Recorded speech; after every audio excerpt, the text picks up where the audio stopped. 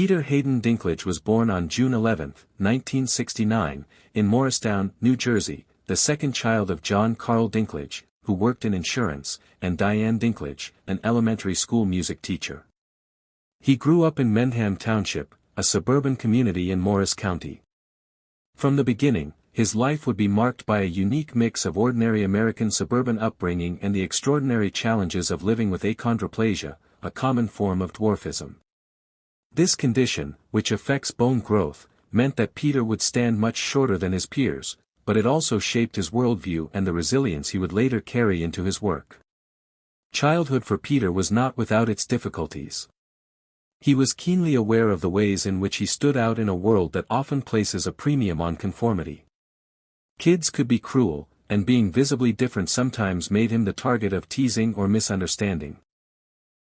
But he had the blessing of a supportive family, particularly his mother, who fostered his interest in music, literature, and storytelling, and his father, who quietly modeled perseverance and dignity. Peter's childhood in Mendham was full of the same rhythms as many other suburban families: schools with grassy fields, quiet neighborhoods, family dinners, the rituals of American life in the 70s and 80s. Yet even in this context, he was drawn to creative expression. He discovered that performance, humor, and imagination could deflect cruelty and turn the attention of peers into admiration. He once spoke about how comedy became a shield for him, how making people laugh was a way of taking control in social situations where otherwise he might feel vulnerable. This gift for timing and observation, honed at a young age, would later serve him well in his acting career. As he entered his teenage years, Peter began to develop a strong sense of individuality. He was never content to fade into the background, nor did he want to be defined solely by his physical stature. He wanted to define himself by his talents, his mind, and his personality. High school gave him the first real opportunity to explore acting in a structured way. He performed in school plays, discovering not only that he enjoyed the craft of acting but that he had a natural gift for it. On stage, he could transform into someone else, command the attention of an audience, and momentarily step outside the constraints that society often tried to place on him. But it wasn't only acting that defined his adolescent years. Peter was a passionate reader. He devoured novels, plays, and stories of all kinds, absorbing language and character. He found particular inspiration in playwrights who crafted complex roles and in literature that explored the full spectrum of human experience. In these works, he saw possibilities beyond the narrow roles often assigned to people with dwarfism in entertainment and popular culture. He began to imagine that perhaps he, too, could embody roles that. The years after the station agent changed everything for Peter Dinklage. Although he was not suddenly propelled into the world of tabloid celebrity or blockbuster stardom, he had crossed a threshold. Casting directors, filmmakers, and theater companies now saw him differently.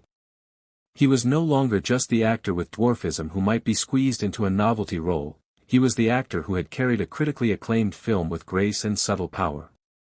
The acclaim he received was genuine and deeply felt in the industry, and it gave him leverage he had never known before. Yet, as with all turning points in acting careers, the road forward remained uncertain. A breakthrough does not guarantee continuous success, and Dinklage knew that the entertainment industry is fickle, especially for performers who don't fit the conventional mold of a leading man. Still, he worked steadily. He appeared in films such as Elf, 2003.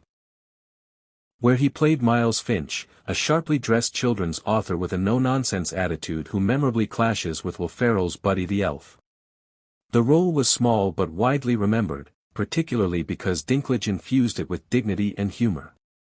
Rather than letting himself be the butt of the joke, he made the character commanding, and the comedy arose from the clash of personalities rather than from his size. Audiences and critics noticed again that Dinklage had an uncanny ability to take even limited screen time and turn it into something that stayed with viewers. In the following years, he took a variety of supporting roles in films like Find Me Guilty, 2006, Death at a Funeral, 2007, and its 2010 American remake. He also continued to work in theater, where he maintained a strong connection to his roots in live performance. He played Richard III on stage, an iconic Shakespearean role, bringing a raw edge to the character that critics praised. His refusal to be pigeonholed was paying off, his resume was becoming as eclectic as it was impressive. The real shift into mainstream recognition, however, came in 2010 when he was cast in the role that would define the next decade of his life, Tyrion Lannister in HBO's epic series Game of Thrones. Based on George R.R. Martin's fantasy novels A Song of Ice and Fire, the series was an ambitious, sprawling adaptation filled with intricate political plots, brutal battles, and a vast array of characters. Tyrion, the witty and sharp-tongued youngest son of the powerful House Lannister, was a character unlike most others on television at the time. He was complex, morally ambiguous, and endlessly fascinating. For Martin's readers, Tyrion was already a beloved figure. For the show, casting the right actor would be essential. When Peter Dinklage auditioned and was chosen for the role, it was not just a good fit, it was inspired. From the very first season, his performance captivated audiences. Tyrion was intelligent, sarcastic, self-deprecating, and surprisingly moral in a world dominant. When Game of Thrones ended in 2019, Peter Dinklage found himself at a crossroads familiar to many actors who become synonymous with a single role. For nearly a decade, Tyrion Lannister had defined him in the public eye, and audiences across the world associated his face, voice, and presence with the clever, conflicted character from Westeros. While this recognition was a gift, it also carried risks. He could easily have been trapped by typecasting, doomed to repeat variations of Tyrion for the rest of his career. Yet, just as he had done throughout his journey, Dinklage resisted the obvious path. He did not cling to his past success, he sought instead to reinvent himself again and again. The years following Game of Thrones were filled with deliberate choices that demonstrated his versatility.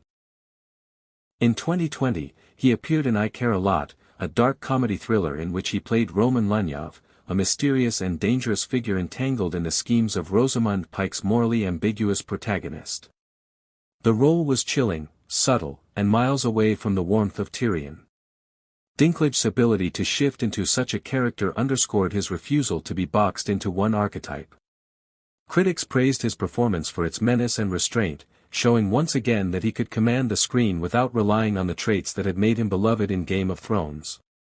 Around the same time, Dinklage began devoting energy to a project that was deeply personal to him, Cyrano, 2021. Based on Edmond Rostand's classic play Cyrano de Bergerac and adapted by his wife, Erica Schmidt, the film presented a new take on the timeless story of unrequited love, wit, and longing. Dinklage had played Cyrano on stage before, and the role was one he carried close to his heart. In this adaptation, Cyrano's famous insecurity about his large nose was reimagined as Dinklage's stature. The casting and the performance invited audiences to consider the themes of love and self-worth through a different lens. His portrayal of Cyrano was heartbreaking, poetic, and deeply human, showcasing his ability to blend vulnerability with strength. The film earned him widespread acclaim and further solidified his reputation as one of the most gifted actors of his generation. By this time, Dinklage had become something more than an actor. He was a cultural figure, admired not only for his performances but for his unwavering principles. Over the years, he had spoken out against the lazy stereotypes that still haunted Hollywood, refusing to accept roles that reduced people with dwarfism to jokes or caricatures.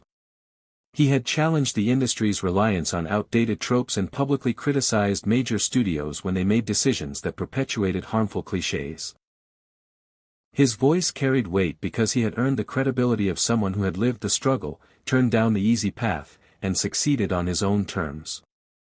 He was particularly vocal in 2022, when Disney announced plans for a live-AC